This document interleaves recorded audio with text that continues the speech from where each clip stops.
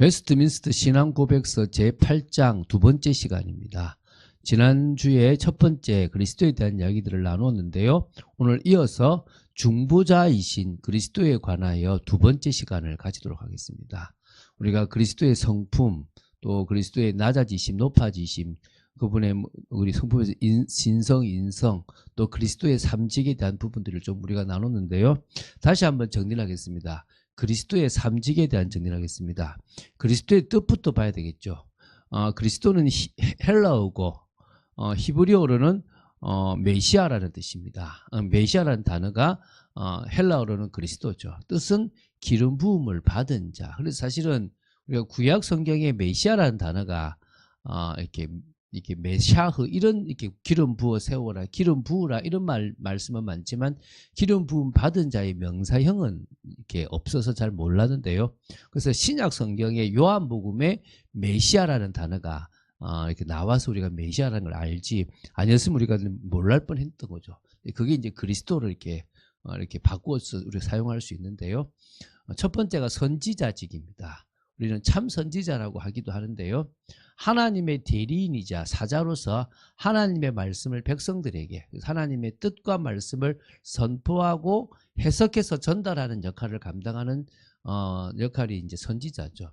사실은 선지자들이 하나님과 오실 메시아를 증거했어요. 그래서 선지자들은 자기를 증거 아니라 하나님이나 오실 메시아 그분을 증거했거든요. 그런데 예수님은 선지자 중에 선지자고 선지자들이 증거한 바로 그 본질이십니다.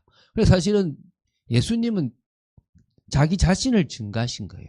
그러니까 왜 선지자들은 다 하나님이나 다른 메시아를 증거하는데 왜 너는 너를 증거하느냐고 그래요.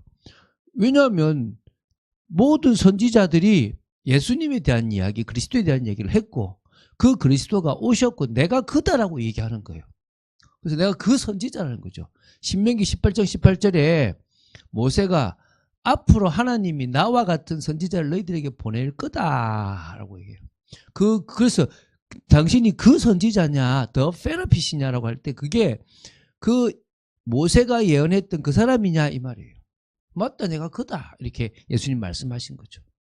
그런 의미에서 우리는 예수님께서 선지자로서 하나님께로 우리를 인도하는 역할들을 하셨다라고 보시면 됩니다.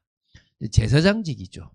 제사장직은 두 개 사역이 있습니다. 희생적 사역, 희생제물, 속죄사역, 화목제물로 하나님과 인간 사이에 죄 문제를 해결하여 속죄를 합니다. 그래서 중재 역할을 하는 겁니다. 하나님 앞으로 우리를 이끌어 가시고 우리를 위해서 중보를 하십니다. 저 친구 죄인 아니고 이제 의인입니다. 내가 저 친구를 위해서 죽었습니다. 라고 하는 그래서 저 친구의 죄는 사함받았습니다라고 하는 일을 예수님께서 하시는 거예요. 그래서 우리는 참대 제사장으로서, 제사장들이 많은데 그 중에서 대제사장이잖아요. 근데 참대 제사장으로서의 그 역할들을 감당하셨다고 보시면 됩니다. 세 번째 왕직입니다.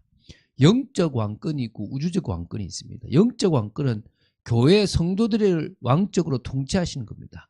은혜를 주시고 당신의 그 계획 속에서, 다시 말하면 당신이 머리고 우리 모든 성도들이 다 그분의 지체로서 같이 그분의 뜻을 따라서 보이지 않지만 영적인 비밀들을 누려나가는 게 영적 왕권입니다. 우주적 왕권이라는 것은 진짜 눈에 보일 가시적 하나님의 나라가 임하는 거고 그게 다윗 언약대로 다윗의 왕권을 회복할 참왕이 된다는 거예요.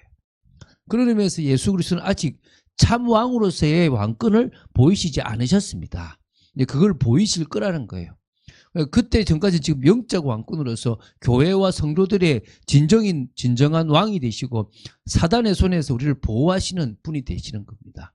그래서 그리스도의 삼직, 선지자직, 하나님 만나는 길을 여시고 하나님의 뜻을 대리하시는, 우리에게 전달하는 거고요. 제사장직, 죄를 해결하시는 단번에 희생제물이 되셔서 우리를 해결하신 거죠. 왕직, 사단의 일을 멸할 뿐만 아니라 우리를 통치하십니다. 그래서 여러분, 사단의 일을 멸하셨다는 것은 외부를 보호하신다지만 그보다 더 중요한 것은 우리의 진정한 주관자가 되시는 거예요. 그분이 우리의 주인이시고 우리는 그분의 것입니다. 그분이 가라고 하면 가면 되는 거고 그분이 서라고 하면 서면 되고 생명을 바치라면 바치면 되는 겁니다. 우리가 그 왕직을 고백하지 못한다면요, 내가 왕이 돼 있는 거예요. 큰일 나는 거죠. 그죠? 그분이 진정으로 왕이심을 고백해야 됩니다. 자, 이제 8장의 5항부터 8항까지를 볼 건데요. 하나하나씩 읽어가면서 우리 중보자이신 그리스도에 관하여 그 8장에서 이제 5항을 보겠습니다. 전체 읽어가면서 또 나누겠습니다. 주 예수께서는 하나님께 완전히 순종하셨고 영원하신 성령으로 말미암아 자기를 하나님께 희생 제물로 단번에 바치셨다. 그렇죠. 참 이 성령 그 바치는데 성령의 역사가 있었던 겁니다. 그가 하나님이었기 때문에 죽을 수 있었던 게 아닙니다. 인간입니다. 똑같은 인간. 그런데 성령의 역사로 희생 제물로 단번에 바쳐지신 겁니다. 이렇게 하심으로 하나님의 공의를 충분히 만족해 하셨고 공의가 만족됐죠. 누군가는 죽어야 되는데 죽으셨으니까. 하나님과 그 백성 사이에 화목을 이루셨습니다. 화목 제물이 되신 거죠. 그리고 그에게 맡겨주신 모든 백성을 위하여 천국의 영원한 기업도 얻으셨습니다. 이 거처를 예비하러 가시고 우리가 그곳에 가게 된다는 겁니다. 자, 그래서 요한복음 17장 2절에 아버지께서 아들에게 주신 모든 사람에게 영생을 주게 하시려고 만민을 다스리는 권세를 아들에게 주셨음이로다. 로소이다. 그러니까 그 모든 권세를 가지고 계신 겁니다. 로마서 5장 19절에 한 사람이 순종하지 아니함으로 많은 사람이 죄인 된 것 같이 한 사람이 이 하나님의 법에 순종하심으로 많은 사람이 의인이 된 겁니다. 히브리서 9장 14절에는 하물며 영원하신 성령으로 말미암아 흠없는 자기를 하나님께 드린 그리스도의 피가 어찌 너희 양심을 죽은 행실에서 깨끗하게 하고 살아계신 하나님을 섬기게 하지 못하겠느냐. 성령으로 말미암아 그죠? 흠없는 자기를 하나님께 드렸습니다. 성령의 역사가 아니고서는 될 수 없는 거죠. 그래서 이걸 우리는 속죄사역이라고 그러는 거예요. 속죄사역. 주님께서 죄를 사하시는 대속이라고 말하기도 하는데요. 자, 그래서 속죄, 대속의 원어적 의미를 좀 봐야 됩니다. 이게 원어로서 히브리 성경에 두 개가 나와요. 고엘이라는 단어가 나오고 카파르라는 단어가 나옵니다. 이 두 단어가 속죄인데 이걸 주님이 십자가에서 하셨다는 거예요. 그래서 고엘이라는 것은요, 구속자, 되찾아주는 자 이런 뜻입니다. 그래서 구약의 고엘 제도가 있어요. 예를 들면은 형제가 이 토지를 다시 말하면 땅을 이렇게 기업으로 이을 사람이 없으면 그것을 대신 이어주고 또 팔렸으면 그걸 사주기도 하는 그걸 토지를 무른다라 그러죠. 그걸 기업 무르기라는데 그걸 고엘 제도라 그래요. 예수님은 우리에게 고엘이 되주시는 겁니다. 해방자가 되주시는 대신 그 대가를 지불해 주심으로 우리를 사셔서 해방시켜 주는 거예요. 룻기가 그 고엘 제도에 대한 성경 말씀이거든요. 그래서 룻기를 보면 그 고엘 제도가 뭔지 보아스가 엘리멜렉의 집안에 어떤 일을 했고 그래서 그 나오미와 또 룻에게 어떤 일을 했는지가 바로 이 고엘 제도와 함께 있는 겁니다. 두 번째 카파르라고 하는 단어인데요. 이건 죄를 덮다, 용서하다 이런 의미가 있습니다. 죄를 없는 듯이 덮어주고 면제시켜주고 용서해주는 겁니다. 다르게 말하면 과거의 죄를 기억지 않으시는 겁니다. 오늘 우리가 지었던 죄를 우리가 그 주님 앞에 우리가 회개하고 정말 이제는 바로 선다면 주님이 그 죄를 기억지도 아니하신다는 거예요. 속죄에 대한 성경 말씀이 많습니다. 이걸 좀 우리가 근거해서 봐야 됩니다. 속죄에 대한 근거는 엄청 많은데요. 좀 대표적으로 한 5개 정도를 봐야 되겠죠. 이사야 53장 5절 6절에 그가 찔림은 우리의 허물 때문이고 그가 상함은 우리의 죄악 때문이라 그가 징계를 받음으로 우리가 평화를 누리고 그가 채찍에 맞아 우리가 나음을 입었다. 우리 모두 다 양 같지만 하나님께서는 우리 모두의 죄악을 그에게 담당시키셨다라고 얘기합니다. 이게 우리 모두의 죄악을 예수님 앞에 담당시키신 거죠. 그리스도께 그죠? 요한복음 1장 29절에 보라 세상 죄를 지고 가는 하나님의 어린 양이다. 이게 대속죄일에 우리가 보통 염소 2마리를 하잖아요. 한 마리는 대속죄일에 희생제물로 드려지고요. 한 마리는 아사셀 염소라고 해서 이제 이렇게 가게 되는데요. 그 모두가 사실 어린 양으로서 우리가 주님 앞에 드려지는 그 부분입니다. 로마서 3장 25절에 그의 피로서 믿음으로 말미암는 화목제물이 됐습니다. 예수님은 당신의 피를 믿었어요. 뭐냐? 이 피가 하나님과 우리 사이, 인간 사이를 화목하게 할 거라고 믿고 당신의 그 피가 그 역할을 한다고 믿었다는 거예요. 우리도 그 피를 믿습니다. 히브리서 9장 12절에 자기의 피로 영원한 속죄를 이루는데 우리를 단번에 성소에 들어가도록 만들어준 겁니다. 우리가 예수님의 피가 영원한 속죄를 이루고요. 단번에 우리가 성소 안으로 들어갈 수 있게끔 지성소로 가게 만드는 겁니다. 히브리서 10장 10절에는요. 몸을 단번에 들이셔서 우리에게 거룩함을 얻게 해주셨습니다. 할렐루야. 우리는 그분의 단번에 들이신 그게 우리를 거룩하게 이르게 하는 중요한 것임을 기억해야 됩니다. 이거 외에도 너무 많습니다. 대표적인 이 말씀들을 통해서 우리는 예수님이 대신 우리를 사하셨다. 그래서 우리에게 그리스도는 고엘이시다. 해방자시다. 우리는 그 해방자 되신 주님 때문에 대가를 치르신 주님 때문에 우리는 자유할 수 있다. 그럼 누가 사단이 건드릴 거나 하면 뭡니까? 고엘이신 그리스도가 있는데 왜 네가 나를 정죄하느냐. 내가 더 이상 이 죄를 가지고 장난치지 않고 나는 내가 죄인인 걸 알았고 내 죄를 해결하신 주님을 알았는데 네가 왜 나를 건드리느냐. 그렇게 하시면 돼요. 하나님께 감사합니다. 고엘 되신 그리스도로 말미암아 제가 하나님께 당당히 나아갈 수 있음을 감사합니다. 이렇게 고백하시면 돼요. 자, 이제 6항입니다. 자, 읽어보겠습니다. 그리스도의 구속 사역은 그가 성육신하기 전에는 실제로 실현되지 않았다. 그러니까 구약에는 이게 실제로 실현되지 않았다는 겁니다. 그러나 그 사역의 공덕과 효과와 혜택은 모든 시대에 살고 있었던 택한 백성에게 계속 전달되어 내려왔다. 구약 시대에도 그 예수님의 사역의 공덕과 효과와 혜택은 똑같이 전달되었다는 거예요. 그 전달 방법은 하나님의 약속과 예표 그리고 희생 제물이었다. 성육신 전에는 뱀의 머리를 상하게 한 여자의 후손이 오실 예수님과 창세전부터 작정한 어린 양을 통하여 구원받도록 계시되어 있었다. 그러니까 성육신 전에는 오실 메시아를 믿고 그 어린 양을 우리가 창세전부터 예정된 그 어린 양을 피제사를 드리면서 믿음으로 구원받도록 계시된 거예요. 그래서 이거를 다른 말로 이제 구약 시대에도 적용되었다는 거예요. 창세기 3장 15절 내가 너로 여자와 원수가 되게 하고 내 후손도 여자의 후손과 원수가 되게 하려니 여자의 후손은 내 머리를 상하게 할 것이요 너는 그의 발꿈치를 상하게 할 것이니라 하시고 아담과 하와가 구원받았느냐 아벨이 구원받았느냐 구원받았습니다. 뭘로 받았습니까? 여자의 후손에 대한 피제사에 대한 믿음을 가지고 구원받았다는 거예요. 그래서 그는 오실 메시아를 받고요.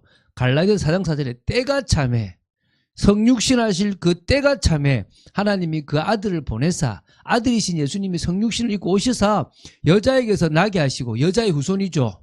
율법 아래 나게 하셨다는 겁니다. 율법을 해결해야 되니까 율법 아래 나게 하신 겁니다. 자, 그러면 이걸 통해서 우리 뭐 봐야 되냐? 구약 시대도 역시 오실 메시아를 믿었다는 거예요. 그러니까 구약의 믿음과 신약의 믿음이 다른 게 아니라 같다라는 거예요. 여러분 구약은 율법을 지켜서 구원받았다라고 생각하면 큰일 나요. 율법을 지켜서 구원받은 사람은 한 명도 없어요. 노아가 율법을 지켜서 의인이라고 하는 게 아니라 오실 메시아를 믿었기 때문에 의인이라고 하는 거예요.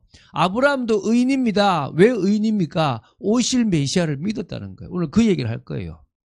자, 히브리서 11장의 믿음의 사람들이 믿음은 바라는 것들이 실상이요 보지 못하는 것들이 증거라 그랬잖아요. 선지들이 이로써 증거를 받았다는 거예요. 여기서 바라는 것은 내가 원하는 걸로 착각하면 안 돼요. 오실 메시아가 오면 끝난다라고 하는 그 바라는 것들이 실상이요 보지 못했지만 증거라는 거예요. 이 믿음이 그래 분명히 그리스도가 오실 거 아니냐.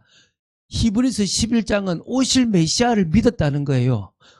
그래서 선진들이 이로써 증거했는데 믿음으로 아벨은 믿음으로 에녹은 믿음으로 노아는 믿음으로 아브라함은 그들은 다 뭐요? 오실 메시아를 믿었다는 거예요.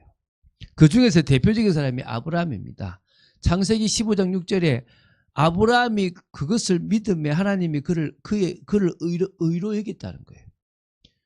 하나님의 말씀 앞으로 네 씨로 말미암아 되어질 이 엄청난 계획을 네가 믿었기 때문에 내가 너를 의롭다라고 인정한 거예요. 요한복음 8장 56절에도 아브라함은 나의 올 때를 보고 기뻐하고 구원받은 거다.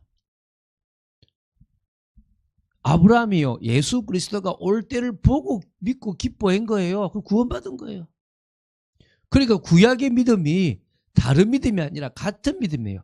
그게 예표냐 그림자냐 아니면 실상이냐 이거예요. 우리는 실상이잖아요. 그래서 사도 요한이 눈으로 봤고 만진 바 되었고 들었다. 우리는 성령으로 그분을 봤잖아요. 느꼈잖아요. 우리도 증인이라는 거예요.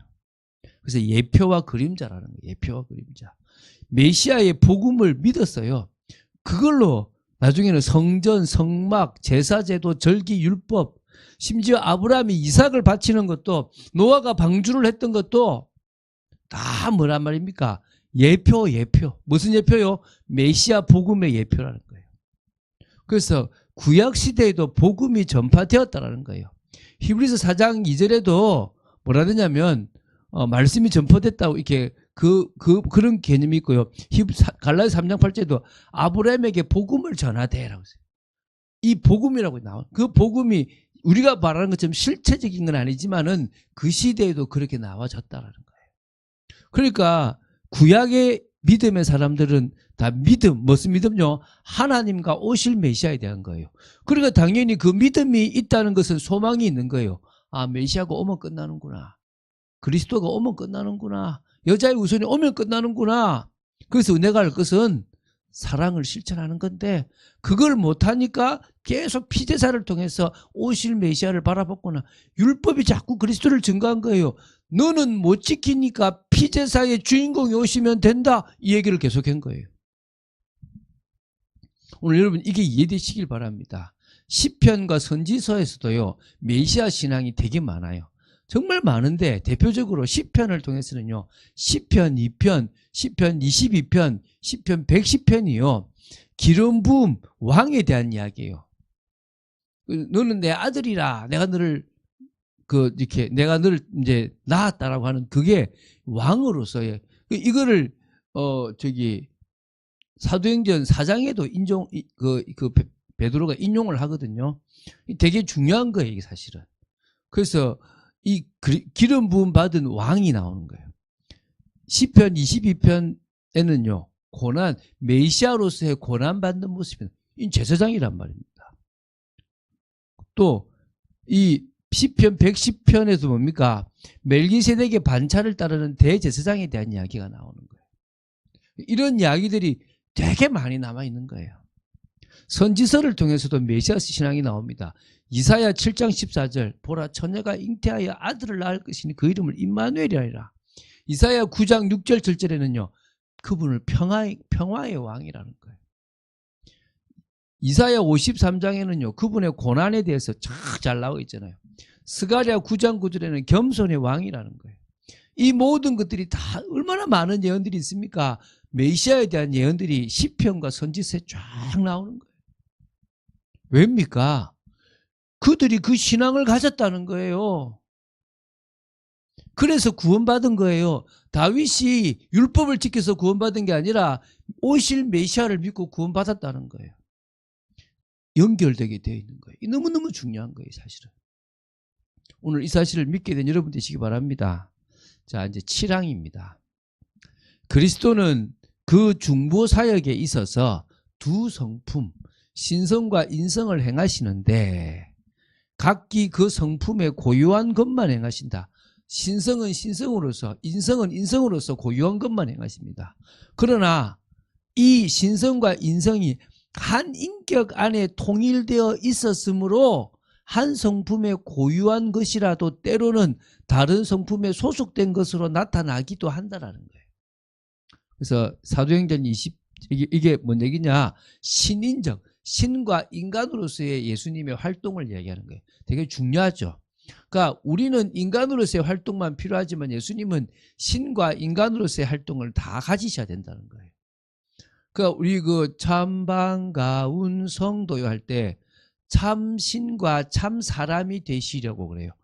참 신과 참 사람이 되셔야 된다는 거예요. 그게 되게 우리가 되게 중요한 고백인 거예요. 그냥 부르는 게 아니라 알면 알수록 되는 거예요. 사도행전 20장 28절에 여러분은 자기를 위하여 또한 온 양떼를 위하여 삼가라. 성령이 그들 가운데 여러분을 감독자로 삼고 하나님이 자기 피로 사신 교회를 보살피게 하셨느니라. 피로 값주고 사시는 이 신성과 인성의 역할을 다 감당하셨다는 거예요. 베드로전서 3장 18절에도 보면 그리스도께서도 단번에 죄를 위하여 죽으사 의인으로서 불의한 자를 대신하셨으니 이는 우리를 하나님 앞으로 인도하려 하심이라. 육체로는 죽임을 당하시고 영으로는 살리심을 받으셨으니 이게 신성과 인성의 같이 역할을 하셨다는 거예요. 인간으로서 100% 죽었고 신으로서 살아나셨다는 거예요. 자, 이 부분에서 우리가 볼 게 첫 번째가 뭐냐면 신성과 인성이 한 인격 안에 통일되었다는 개념이 되게 중요하다는 거예요. 이게 참 신기하잖아요. 어떻게 신성과 인성이 같이 들어왔냐? 이 신비예요, 신비. 이 신비를 설명하는 거예요. 이게 뭐냐? 예수 그리스도 안에는 완전한 신성과 완전한 인성이 연합 통일되어 있는데 이게 혼합되지도 않고 이게 변해가는 것도 아니고 두 개가 완전 분리된 것도 아니고 나뉘는 방식도 아니라는 거예요. 다시 말하면요, 각각의 특성이 있지만 상호 보완이 될 때도 있고 같이 동시에 역할을 할 때도 있는데 혼합된 것도 아니고 변한 것도 아니고 완전 분리된 것도 아니고 나뉘어진 것도 아니라는 거예요. 뭔 말인지 모르겠죠. 저도 모르겠습니다. 단지 조금 이제 설명을 좀 할 건데 이게 칼켈톤 해인데 이게 이제 신성과 인성, 신인적인 활동이라고 하나의 통합된 사역을 예수님이 하셨다는 거예요. 요걸 좀 보면 좀 이해가 돼요. 신인적 활동의 본질이 뭐냐? 예수 그리스도의 모든 사역은 신성과 인성의 연합된 작용을 했다는 거예요. 그러니까 하나님으로서 그분은 사람들에게 네 죄를 사하노라라고 하세요. 죄사함의 권세가 예수님께 있는 거예요. 그건 하나님이라는 거예요. 인간으로서 그분은 피곤도 하고 잠을 자시기도 하고 인간의 고통을 다 겪으시는 거예요. 그러면 신과 신인으로서는 십자가에 죽으시고 부활을 이기시는 부분에서 인성과 신성이 같이 나가는 거예요. 그게 신인이라는 거예요. 십자가에 죽으신 것은 인간으로서 우리와 똑같은 인간으로서 죽으신 거예요. 그러나 죽음을 이기신 부활은 신성이라는 거예요. 이 두 개가 통합된 사역, 하나 된 사역, 그거를 신인적 활동이라는 거예요. 그럼 기적을 행하실 때도 신성의 능력에 의한 것이지만 그것은 사실 인성 안에서 실제로 성령의 역사로 일어난 거란 말입니다. 그러니까 인간으로 행했지만 다시 말하면 그것은 하나님이 신적인 역사로 나타나게 되는 거예요. 그래서 인간이 할 수 없는 기적을 예수님은 하셨다는 거예요. 쉽게 예를 들어볼게요. 자, 이게 좀 다른 얘기일 수도 있지만 되게 특별한 예입니다. 제가 구약으로 말하면 레위인이나 제사장이잖아요. 그죠? 그럼 저는 지나가다가 시체를 만지거나 뭔가 죽은 어떤 물고기 같은 걸 만지면 부정해요. 저는 인간인지라 부정한 것을 만지면 같이 그 부정이 옮아가요. 그럼 하루 동안 저를 깨끗하게 하고 가야 되는 거예요. 근데 예수님은 뭐라고요? 신이세요. 그분은 신성이 있으니까 그분이 만진 존재는 부정했는데 깨끗해지는 거야. 나는 아무리 내가 제사장이라고 기도를 많이 해도 부정한 걸 만지는 순간에 부정해지는데 예수님이 만지면 부정한 사람이 깨끗해져 버리는 거예요. 그게 우리와 예수님의 차이라고 보시면 돼요. 그게 가능한 게 신인적 활동이라는 거예요. 할렐루야. 신과 인간으로서의 활동을 같이 하셨다는 거예요. 우리가 그리스도 많이 듣지만 왜 그리스도가 모든 문제를 해결했는가에 대한 근거들을 하나하나 따져봐야 되는 거예요. 여러분 정말 여러분에게 이거 배워본 들 많냐? 아니에요. 사단에게 이 사실을 딱 선포하는 순간에요. 사단이 벌벌벌 떨어요. 왜 여러분에게 그리스도의 능력이 없느냐? 예수 이름의 능력이 없느냐? 제대로 몰라요. 예수 그리스도의 신적인 인적인 제사장, 선지자, 제사장, 왕의 역할을 제대로 모른다니까요. 알면요 벌벌 떨어요. 사단은요, 귀신은요, 바울의 앞치마만 얹어도 도망갔어요. 앞치마가 뭐라고요? 그 정도로 이 바울이 믿었다는 거예요. 뭘요? 바울은 똑같은 인간인데요. 믿었어요. 그리스도의 신인적 활동을 믿었다니까요. 오늘 여러분들 믿게 되기 바랍니다. 자, 이제 8항 마지막입니다. 그리스도께서는 그가 값을 치르고 속량한 사람들에게 그 은혜를 확실히 전달하신다. 우리에게 전달한다는 말이죠. 그 전달은 하나님 우편에서의 중보 기도가 있고요. 두 번째, 이미 계시된 말씀을 통하여서도 하시고, 그리고 성령의 감동하심과 전능하신 능력과 지혜로 그 원수를 정복하심으로써 이루어진다. 이거에 대한 설명을 오늘 합니다. 어렵죠? 좀 간단하게 설명해보고, 이건 설명을 정리할 필요가 있어 했습니다. 이게 속죄사역의 효력이 있는 적용이에요. 예수님이 속죄사역을 이뤘는데 그게 나한테 적용 안 되면 아무 의미가 없잖아요. 우리에게 적용이 돼야 돼요. 그 사역이 적용되어져야만 우리가 그리스도의 그 효력이 나타난다는 거예요. 요한복음 6장 37절, 아버지께서 내게 주시는 자는 다 내게로 올 것이요 내게 오는 자는 내가 결코 내쫓지 아니하리라. 속량한 사람들, 하나님께서 예수님에게 주신 사람이, 우리가 그런 사람이라는 거예요. 주시지 않은 사람도 있는데 우린 주신 바 된 사람이라는 거예요. 우리 그렇게 복을 받은 사람입니다. 요한일서 2장 1절에 나의 자녀들아 내가 이것을 너희에게 쓰면 너희로 죄를 범하지 않게 하려 함이라. 만일 누가 죄를 범하여도 아버지 앞에서 우리에게 대언자가 있으니 곧 의로우신 예수 그리스도라. 이거는 로마서 8장에 나오거든요. 우리가 정죄할 수 없는 게 죽으실 뿐 아니라 살아나셔서 하나님 우편에서 우리에서 간구하시는 주님이 계시다는 거예요. 하나님 아버지, 태성이 죄 지었는 거 내가 죽었잖아요. 태성이 죄 내가 해결했습니다. 더 이상 죄 묻지 마세요 라고 기도한다는 거예요. 그게 중보자예요. 대언자입니다. 자, 그런 의미에서요, 속죄사역에 효력이 있는 적용이라고 우리는 봐야 되는데, 이게 뭐냐? 정의가 예수 그리스도께서 십자가에서 이루신 속죄가, 그죠? 속죄.